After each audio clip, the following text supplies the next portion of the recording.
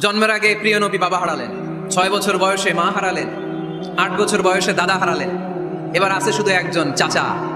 এমন চাচা বাবার চেয়েও বেশি আদর করে বিষ্ণু ইসলামকে লালন পালন করলেন।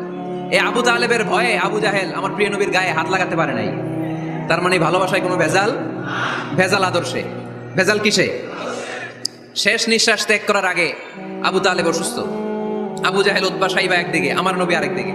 আমার প্রিয় নবী বললেন, চাচা আজীবন আপনি ছাতার মতো আমাকে আশ্রয় দিয়েছেন, আজীবন আপনি বাবার মতো কোলেপিঠে করে মানুষ করেছেন, একবার একবার শুধু আমার কানে কানে বলেন লা ইলাহা ইল্লাল্লাহ মুহাম্মাদুর, বাকিটা আমি আল্লাহর সাথে বুঝে নেব।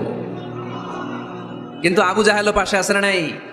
আবু জাহেল কয় না, আবু তালেব খবরদার, আজীবন যে শিরকি ধর্মের উপরে ছিল ওইটার উপরেই থাক, বাপ দাদার ধর্মে চুন কালি মাখিস না।